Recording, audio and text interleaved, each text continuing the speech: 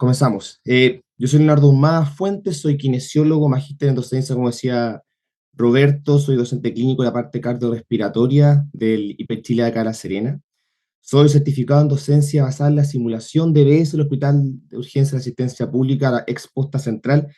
Ahí me capacité en simulación, si alguno sabe, ahí se capacita para CLS. Entonces, experiencia tengo simulando. Y la intención ahora es que aprendamos un poquito ustedes cómo es la simulación en cardiorrespiratorio, que es un tema bastante interesante, sobre todo la parte de RSB. Vamos viendo un poquito la presentación. No poseo ningún conflicto de interés, solo me interesa que disfruten la presentación.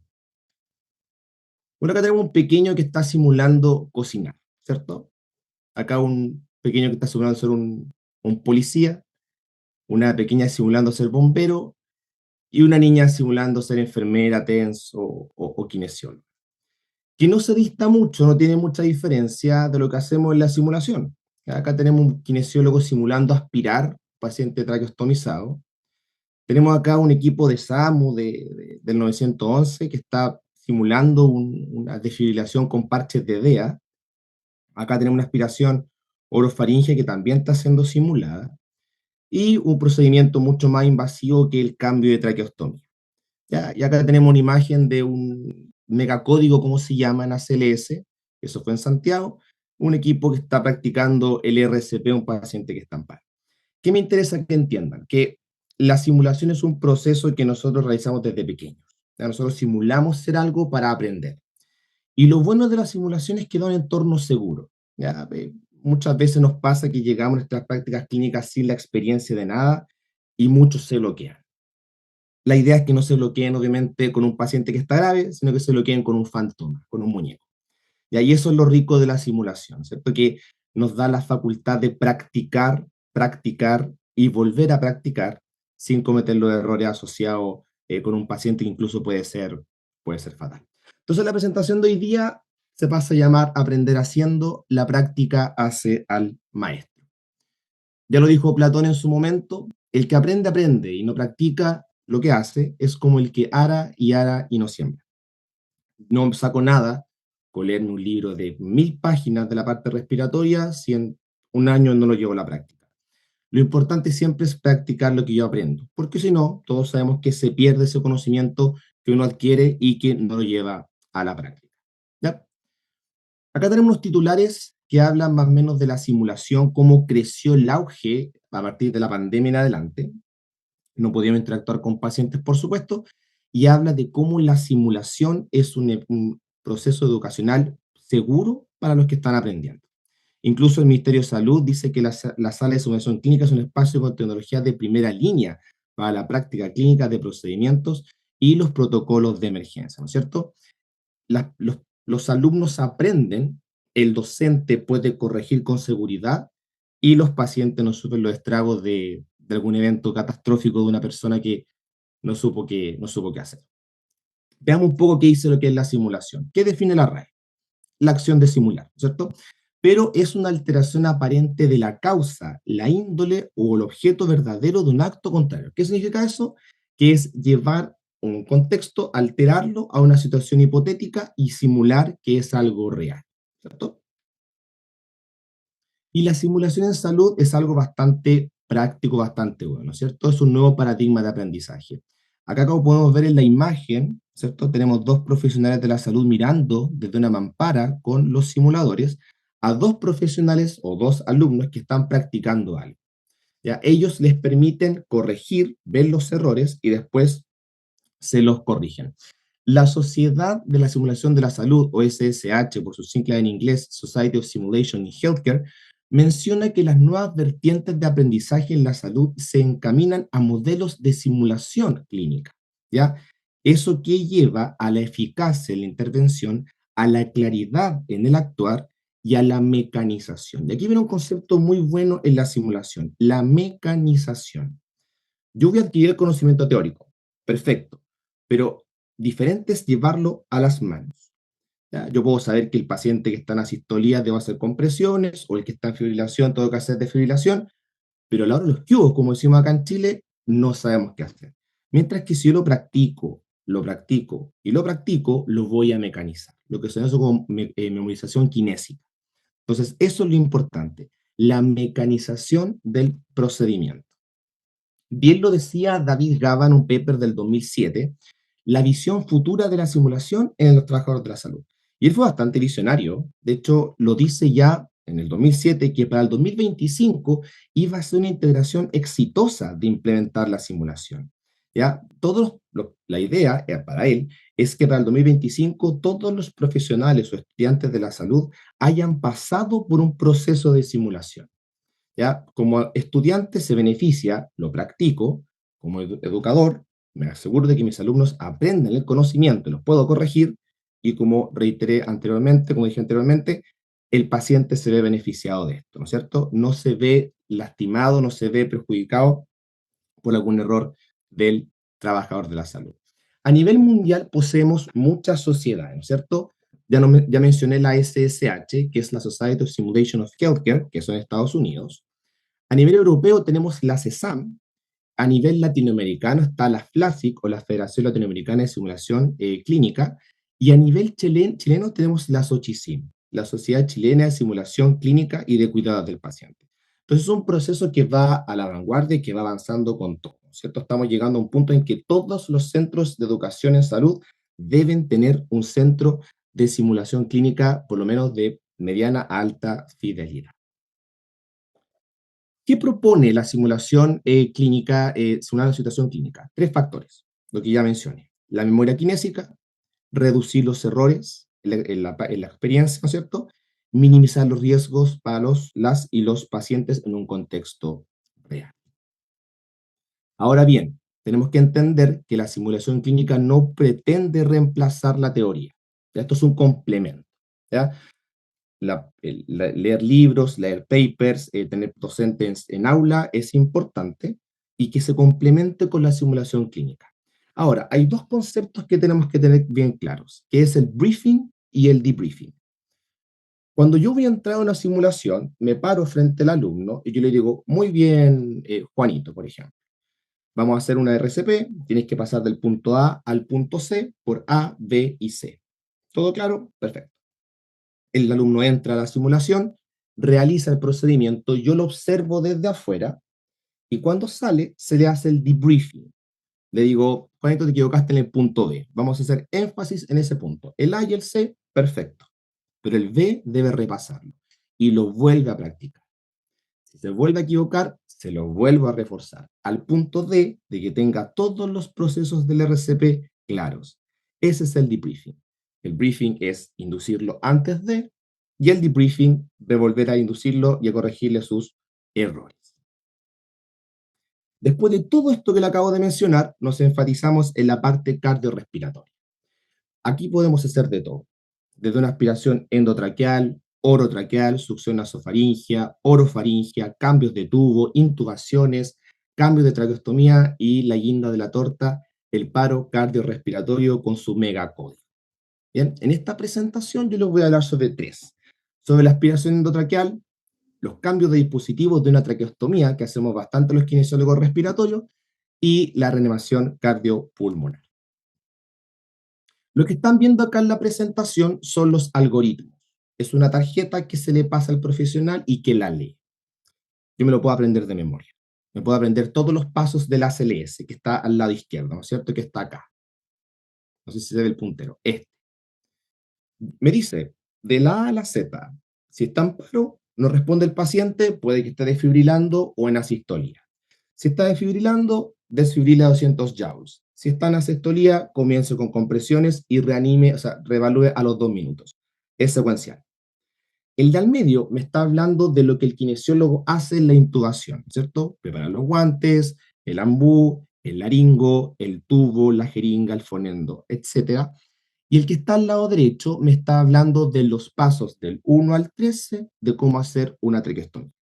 Perfecto, me lo sé de memoria. Ahora hay que llevarlo a la práctica.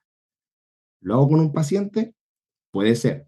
¿Lo hago con un fantoma? Idealmente. Vamos viendo la situación teórica, le puse unos videos. Esto es lo que les decía anteriormente, ¿no es cierto? Los 13 pasos del cambio de cánula. y en la situación simulada, sin estar con un paciente, es lo siguiente. Lie the patient down in a comfortable position. Check the patient's vital signs and ensure that the patient is stable for Los controles de signos vitales son esenciales previo al cambio de cánula. Dos operadores, un asistente y un operador, se asiste la aspiración, suction above cuff port diffusing se limpian las secreciones sobre la cánula, Wash your lavado de hands manos esencial que también se evalúa dentro de la simulación, clean the table with alcohol wipes. se limpia la mesa y se dejan los materiales. Como se dan cuenta, se hace todo como si fuese real, ¿cierto? Open the tracheostomy tube and syringe. Dejo los insumos a mano listos para hacer el cambio de cánula, Pour chlorhexidine solution on the clorhexidina, balls. Squeeze sterile KY gel onto the sterile tube. gel lubricador, ¿cierto? Postura de guantes estériles, y de aquí el kinesiólogo o el asistente no toca nada, ¿cierto? Está completamente estéril. De hecho, dice no tocar. Squeeze out excess chlorhexidine solution from the cotton balls. If using a cuff, Pruebo el check the dispositivo, balloon by injecting ¿cierto? it with 8 to 10 ml of air. El CAF funciona, lo desinflo y lo dejo en forma cónica. Yo como docente puedo estar detrás del ventanal mirando todo, ¿cierto? Y me doy cuenta qué pasos está haciendo bien y está haciendo mal el profesional. Después lo corregiré. Remove the inner cannula and place the Retira la oxygen endocánula y coloca la guía. This provides a smooth fit for insertion. Lubricate the La tube lubrica. with KY gel. The assistant will remove El the asistente, no el kinesiólogo, el asistente retira las gasas, pillow and support posiciona al the paciente patient. traqueostomizado. Keep the neck slightly Con hiperextensión, también son puntos que uno puede corregir. Release the tape with one hand supporting the tube. For cuff tube, Desinfla el CAF. by aspirating all the air from the balloon. Disconnect the ventilator tube when Desconecta el ventilador. ready for change. Como se dan cuenta, es paso a paso lo que tiene que ir haciendo el profesional. El asistente retira la traqueostomía y yo como profesional Cleanse the stoma site with pre-prepared cotton balls. limpio el estómago, Have a quick visual inspection of the stoma site for any granulation. Hold the new tube in the la dominant posición de hand tomada de la while traqueostomía, ¿no es stabilizing cierto? the obturator. Afirmando la guía Tip of the tube facing down, insert the new tube e in a introduzco smooth la curve traqueostomía. motion. Coloco el dispositivo del Holding the tubo tube de securely, traqueostomía en el remove the estómago. obturator Retiro la guía immediately and insert y the coloco inner la guía. cannula. Como ven, es un proceso seguro y el profesional practica los pasos de forma clara y segura. Y yo los voy a reeducar en lo que conocemos como el debriefing. Ahora pasemos al proceso de aspiración, ¿cierto? Tengo la tarjeta con todos los pasos con claridad. Ahora vamos viendo cómo es la técnica hecha con un fantoma en una situación real de práctica deliberada.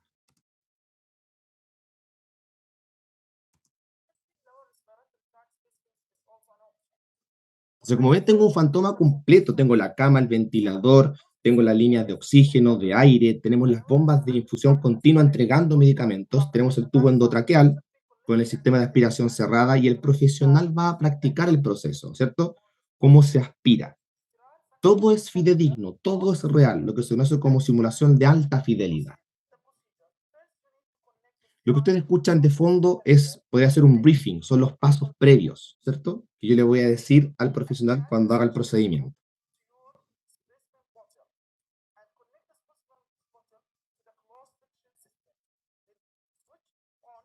¿Y cómo hace el proceso, no es cierto? Abrir el gatillo, introducir la sonda sin aspirar, aprieto el dispositivo de aspiración y voy retirando. ¿Sí? Y yo lo puedo corregir después en el proceso de debriefing. Y para terminar, el paro cardiorrespiratorio, en la situación teórica.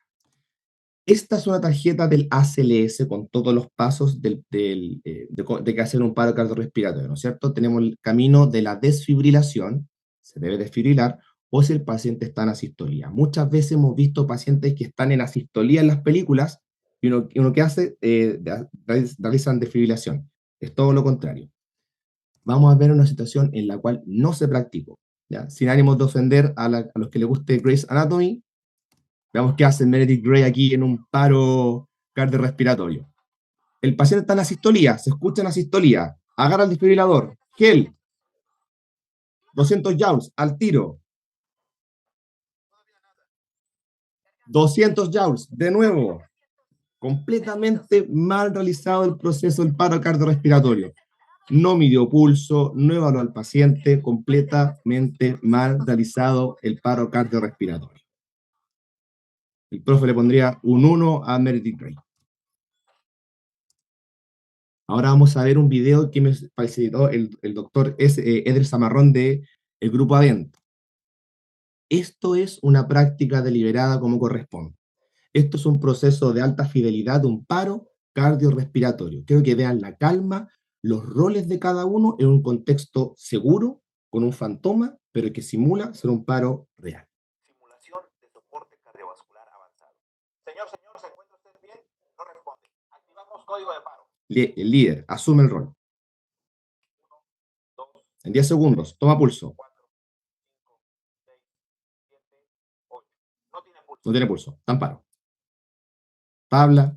Mientras uno coloca la red de oxígeno, otro coloca la tabla, el otro asume las compresiones de inmediato. No sabemos si es sistolía o fibrilación ventricular. Va a monitorear, no va a ser desfibrilación. Monitorea con las paletas. Fibrilación ventricular. ¿Qué tienen que hacer? Desfibrilar. Entonces comprimen mientras se carga el desfibrilador a 200 joules. 307, perdón.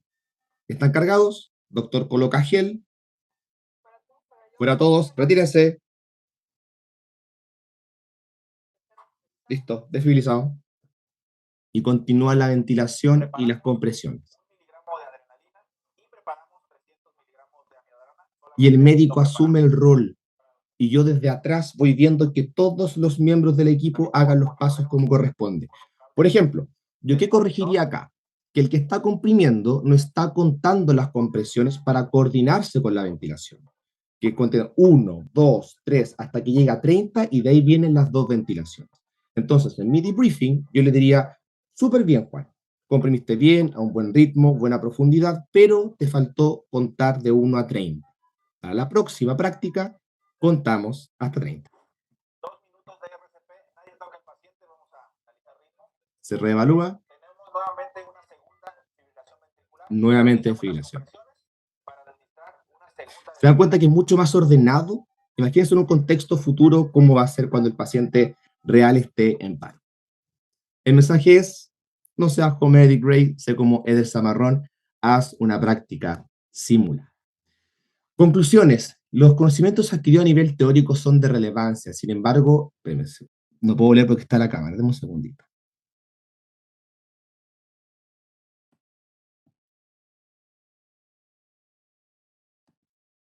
Ahora sí, se deben llevar a la práctica para asimilarlos de forma definitiva. La simulación clínica son situaciones de aprendizaje novedosas y apuntan a convertirse en la adquisición de conocimientos prácticos en el futuro. La simulación clínica permite llevar a la práctica nuestros conocimientos de forma segura, minimizando los errores y el riesgo para el paciente, potenciando la seguridad del personal. Y la simulación en cardiorrespiratoria, ya sea manejo de procedimientos como la aspiración, cambio de cánula, RCP, son situaciones cada vez más son realizadas por profesionales de la salud. Muchas gracias a todos.